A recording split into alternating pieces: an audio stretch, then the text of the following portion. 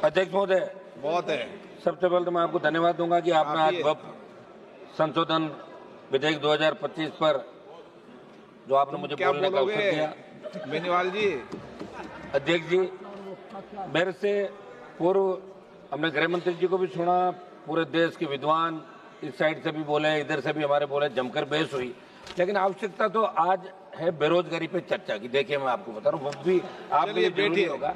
अग्निवीर पे चर्चा नहीं करना चाहते ना, एक मिनट समाप्त तो करना चाहिए। हमारे तो गृह मंत्री जी बैठते हैं, आप बैठते हो तो हम तो आधी बात तो बोल ही नहीं पाते साहब। आप बोलो तो छोटी पार्टियों को जाओ बाहर चले जाते हैं। कम से कम 5 मिनट आज समय दे, सुबह से बैठे, कोरम हम ही पूरा करते हैं, ये सारे सिंगल पार्टी के लोग। अध्यक्ष जी, मेरा निवेदन था कि सारी चर्चा हुई और निश्चित रूप से मुसलमानों के अंदर एक मैसेज है देश के अंदर कि वक्फ का जो बिल आ रहा है वो मुसलमानों के खिलाफ है। मैं आपको याद दिलाऊं अध्यक्ष महोदय कि मुस्लिम क्रांतिकारियों ने भी आज़ादी के आंदोलन का अपना योगदान दिया, जिसमें मौलाना अब्दुल कलाम आज़ाद, अशफाक उल्लाह खान, मौलाना मोहम्मद अली जोर और मौलाना हसरत मोहनी जैसे नाम शामिल है। ये सरकार जब इस प्रकार के विधेयक लेकर आए तो उनका योगदान नहीं भुलाए और ऐसा मैसेज देश के अंदर नहीं जाए, ये मेरी मांग है। अध्यक्ष जी, बिल जब आया था तो यहाँ बड़ी चर्चा हुई और गर्मा गर्मी के अंदर सरकार ने इस बात को स्वीकार किया कि बिल को जेपीसी को भेजा जाए और ये जेपीसी के अंदर चला गया। जेपीसी की खबर रोज हम पढ़ते थे कि विपक्ष के सांसद जब अपना सुझाव रखना चाहते तो उनको बोलने नहीं दिया जाता और जेपीसी के अंदर जब और सुझाव आए तो उनसे हटके खाली एक फॉर्मेलिटी की जेपीसी में भेजने की। जो सुझाव जो संशोधन चाहते थे वो इसके अंदर नहीं गए। मेरी मांग है कि आप इसके अंदर बड़ा मन रख के विचार करें गृह मंत्री जी।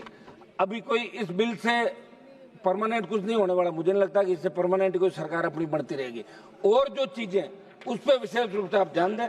मैं आपका एक मिनट निवेदन करूंगा साहब, ये इसमें संशोधन आपने किया, पिछले कुछ वर्षों में वक्फ बोर्ड की संपत्तियों को लेकर विभिन्न प्रकार के जो आरोप लगाए गए, लेकिन क्या समाधान उन्हीं आरोपों के खिलाफ है या कोई राजनीतिक एजेंडा है?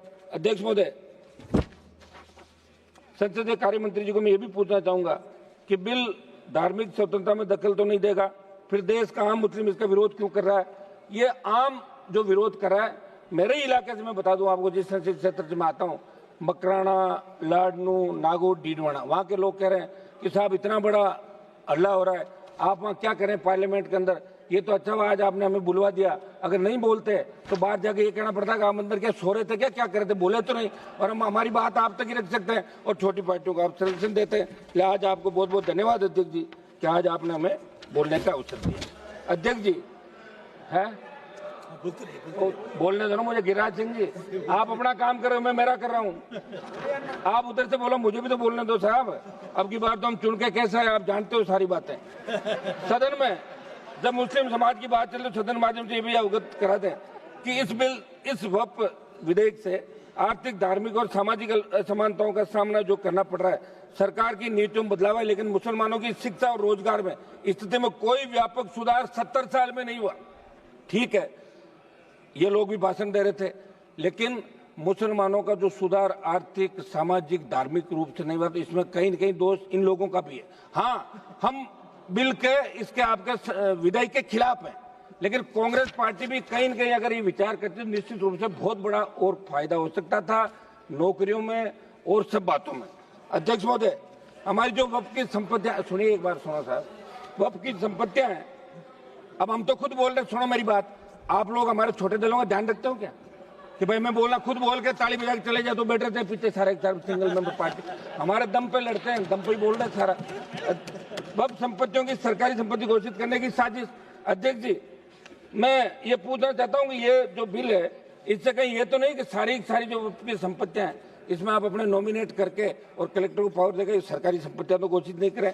ये एक बहुत बड़ा मुद्दा इस देश के प्रत्येक व्यक्ति के मन, सामाजिक ताना बाना। अध्यक्ष महोदय, इस बिल लाने के पीछे सरकार की मंशा पर सवाल निशान खड़े हो रहे हैं, क्योंकि आपकी नीतियां उद्योगपतियों के हित को देखकर बन जाती है। जैसे जमीन को धार्मिक और सामाजिक कल्याण के लिए संरक्षित किया गया था, उसे हड़पकर बड़े उद्योगपतियों को बांटना, मुस्लिम समुदाय के अधिकारों को एक मिनट समाप्त करो। इसलिए ये कैसे सुनिश्चित होगा कि मुस्लिम समुदाय के अधिकार का नहीं होगा? ये सरकार के घोषित अल्पसंख्यकों के हितों को नजरअंदाज कर पूंजीपतियों को फायदा पहुंचाया जा रहा है।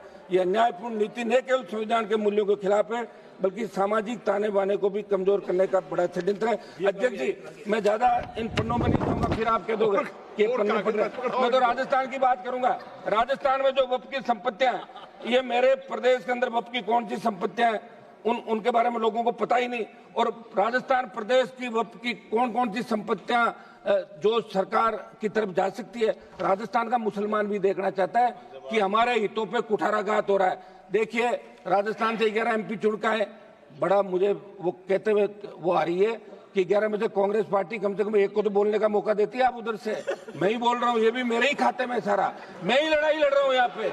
मुसलमानों की भी लड़ रहा हूँ, मेरे समाज की लड़ रहा हूँ, अग्निवीर की लड़ रहा हूँ, किसान की लड़ रहा हूँ, बेरोजगार की लड़ रहा हूँ, बढ़ती महंगाई की, भ्रष्टाचार की और बढ़ते अपराधों की सारी लड़ाई मुझे लड़नी पड़ रही है। इस बिल का अध्यक्ष महोदय मैं विरोध करता हूँ और मैं चाहता हूँ कि बिल ये